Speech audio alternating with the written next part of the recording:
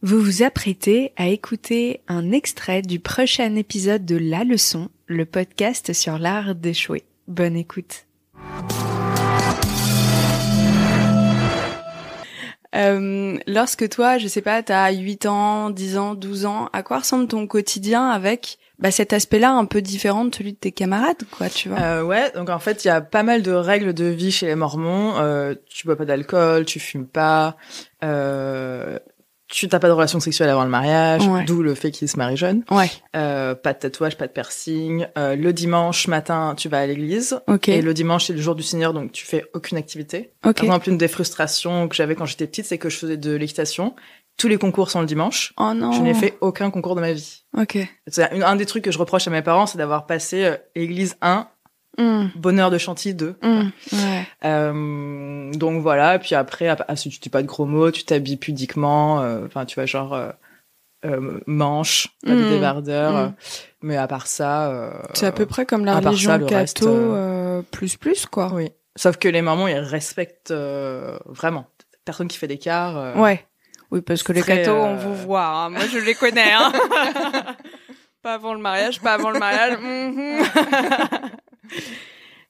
Donc quand t'es enfant, tu vois pas trop la différence, tu vois. Ouais. Et c'est plus à partir de l'adolescence où là, tu te dis, je vis pas comme les autres. T'as commencé à te questionner à ce moment-là? Ouais, moi j'ai jamais... Bon, après j'ai un petit côté rebelle de nature, je pense. T'es de quel signe astrologique? Balance. Ah non, j'y connais rien. Mais moi non plus. Mais déjà, je pense que ça a commencé même avant, parce que j'ai su après, je sais pas, quand je devais avoir peut-être 12 ans, qu'en fait mes parents m'avaient conçu avant le mariage. Donc déjà, je suis l'enfant du péché. Oh là là, d'accord. Alors peut-être que ça a déjà joué inconsciemment quelque part. Gènes de rébellion. Bah, j'étais un peu l'enfant de la honte, quoi, parce que surtout que chez les Mormons, tu peux pas te marier devant Dieu quand t'as commis certains péchés, tu vois, comme ça. Donc tu dois attendre, donc en fait tout le monde le sait, etc. Mais bon, ça comme j'étais bébé, je ne m'en rends pas compte. Ouais. Mais oui, c'est plutôt adolescence où j'avais envie de faire comme tout le monde au collège, même tu vois, de faire mes concours de poney. Et non, et tu vis un peu à part à ce moment-là, quoi. Et qu'est-ce que tes parents te disaient quand tu leur disais, mais en fait, j'en ai marre, j'ai envie d'aller le samedi soir en soirée avec mes copains. Ah bah, il y a même pas de sujet, en fait. C'est, il y a pas de discussion possible. Et il y avait un moment, je pense que je devais avoir 14-15 ans, où vraiment, limite, je pleurais quand ils me traînaient pour aller au truc et tout. Mais en plus, mon père, il est très dans le qu'est-ce qu'on va en penser si ma fille, moi qui en plus suis un mormon un peu connu en France, etc., ne fait pas les trucs et tout. Et du coup, ce qu'ils avaient trouvé, c'était moyen de pression avec l'équitation. Si tu vas pas, t'arrêtes le cheval.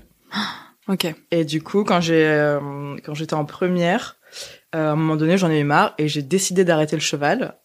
Au moins, je me reprenais ma liberté. Ce qui m'a fait planter mes études, etc. Bref, beaucoup de répartitions. Ça, c'est un autre épisode. Mais oui, et puis à partir de, je pense, 17-18 ans, ils ont lâché l'affaire. Mais je suis pas non plus, j'ai pas basculé dans une vie à l'extrême, tu vois, en mode ok, maintenant je vais tout faire. Eh ben ça aurait pu, hein. Ça aurait pu. Ouais, mais en fait, tu vis tellement avec une conscience tellement forte du bien et du mal que tu te dis en fait dès que tu fais un truc, ben en fait le poids de la culpabilité. Ah bah oui. Ouais, je vois ce que tu veux dire. Ouais.